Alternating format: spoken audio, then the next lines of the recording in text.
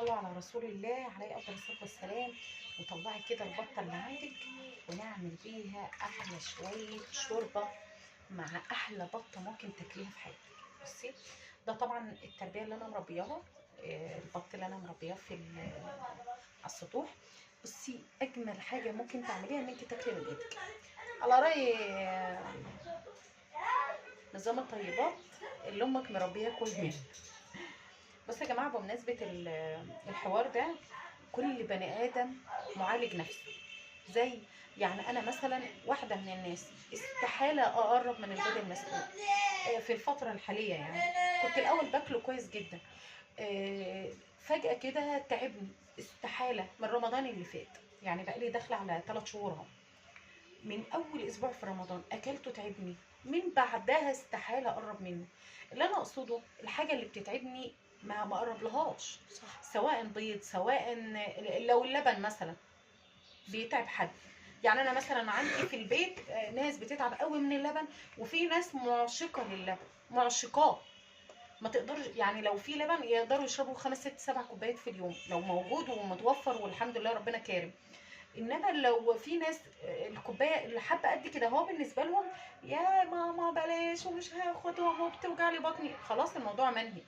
اللي انا عايزه اقوله لكم يا بنات ويا شباب ويا رجاله، رحم الله امرئ عارفه قدر نفسي. انا عارفه قدر نفسي في حاجه معينه، ما اقدرش اروح اقول لرب البيت او اللي بيصرف على البيت لا والله الغي خالص الفراخ. الفراخ حنينه مهما كان. يوم ما يبقى كده 2 كيلو فرخه بتجمع للكل بتبقى ب 500 جنيه. لا، اللحمه عندنا ب 400 و450 وحاجات كده، فما بيفرقش على عيل.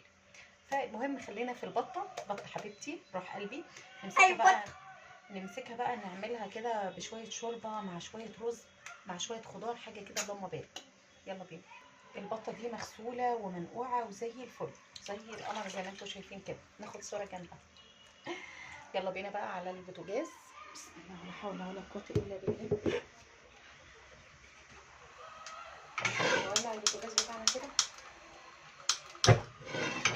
طبعا اللي حصل ده غلط، ونقول بسم الله. طبعا الكبد والقوانص انا مسكتهم في يوم، مسكتهم بقى عملتهم شوحتهم ببصله وفلفل كده، حاجه اللهم بارك. بصوا طبعا كتفتها، دي اسمها تكتيفه. وهبدا بقى على وشها ده كده ابدا تشويح. التشويحه دي بيديها صدمه كده، بالذات لما بتبقى الحله لسه سخنه. وادي برضو للراس والرقبه تشويح والرجول طبعا. وانا المساعد اللي بيلم المكونات. عادي ده جدا.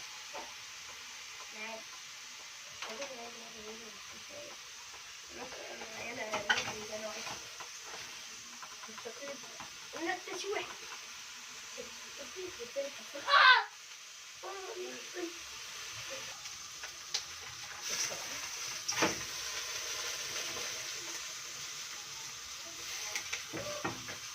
اللون ده محتاجة تقلبي كده عشان كله ياخد صدمة.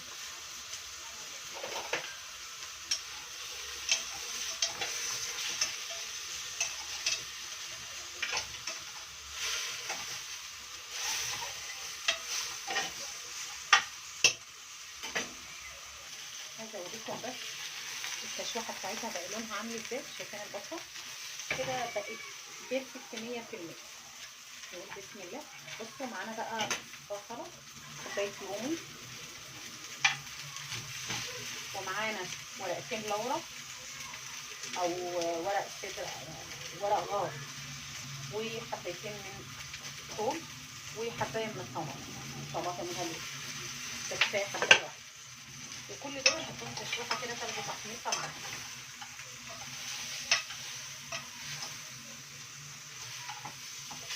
بص احنا كستات بيوت بيبقى فكرنا حاجات وبنتعامل بيها عشان على اساس ان ربنا يكرم ونسوي الاكل بسرعه. ننجز وقتنا، ورانا شغل، جاي من شغل، كلام من ده. بس بعد فترة بنتأكد ان الكلام ده مش مظبوط، اللي هو زي مثلا يقول لك ايه، المية المغلية لا بتسرع عملية السوى. لا اكتشفنا لا ابدا خالص، لا بالعكس لما تحط مية من الحنفية بتبقى حلوة. اصلي على رسول الله كده واملح عليه افضل الصلاة والسلام. معايا كده معلقة من الملح، ورشة بسيطة قوي من الفلفل الاسود. طبعا لو انت مثلا ما بتحبيش التصفيح حاد، ما بتحبهاش تبقى لونها غامق، انا بحبها تبقى لونها جميل. واصلا الفلفل الاسود في كلتا حالاته حلو. وهنزل بالميه البارده اللي من الحنفيه عادي جدا، فلتر حنفيه ايا كان انت بتستخدمي ازاي. ازود بقى ميتي كده بسم الله.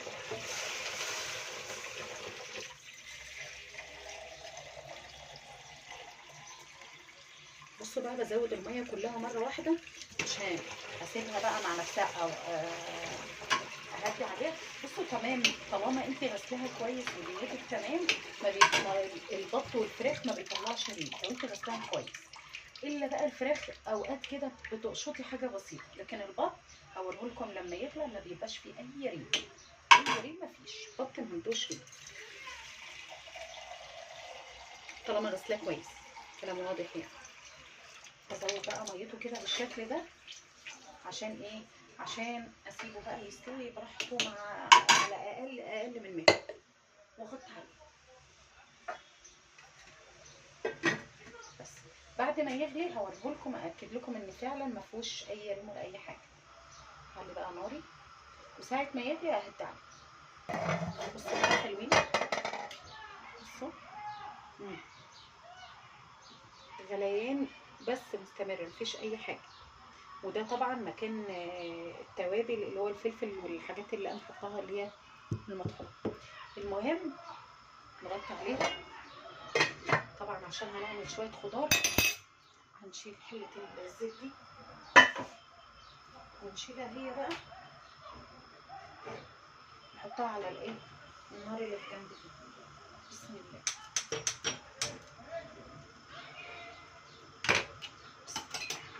لا حول ولا قوه الا بالله.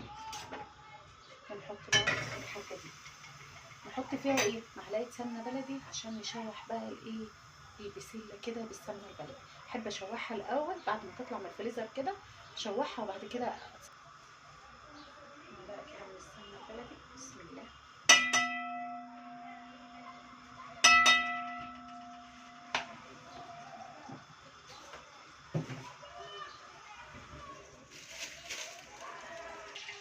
نقول بسم الله.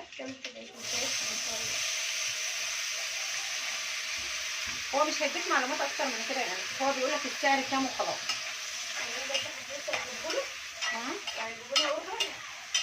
لا هو مش هيديك معلومات اكتر من كده. لا قصدي يعني لو انت ضغطت على كلمة الصوت. بصوا بقى شوفوا شوحتها ازاي. نزلها بقى كده.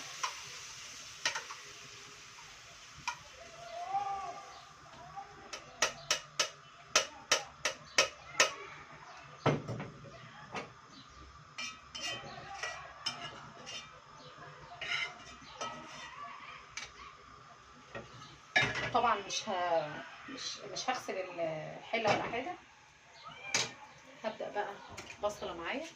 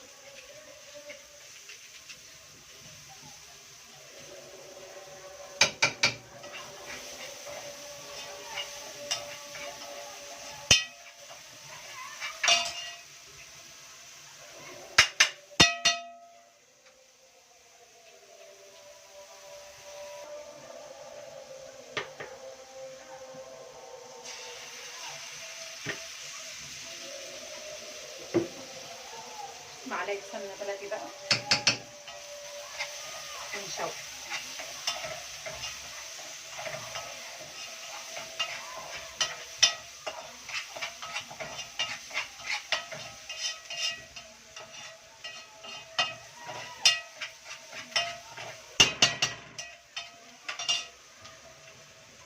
معايا فصين من الثوم،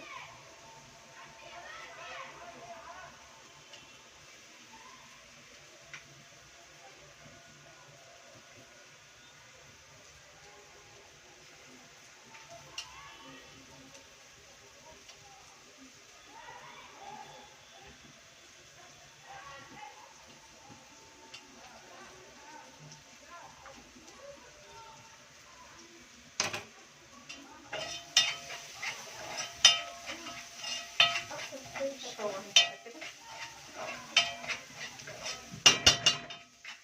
لغايه بقى الريحه ما تطلع، شم كل الريحه بتاعت البصل وبتاعت الايه.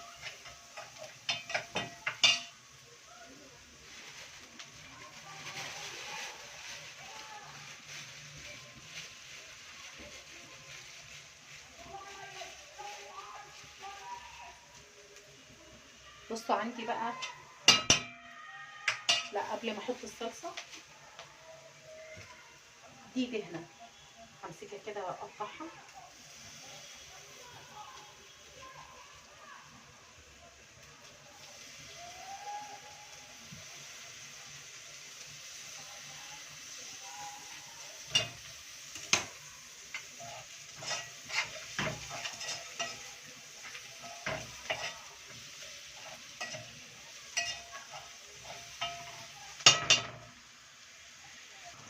الصلصه بقى احط معلقتين 3 كده من الصلصه. الصلصه دي انا بصلصلها عندي.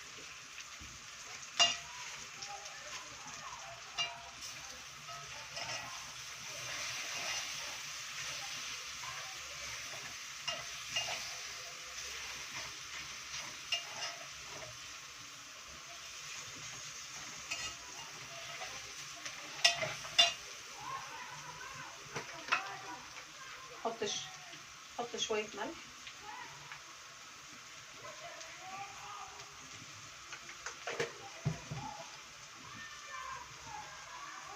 فلفل اسود،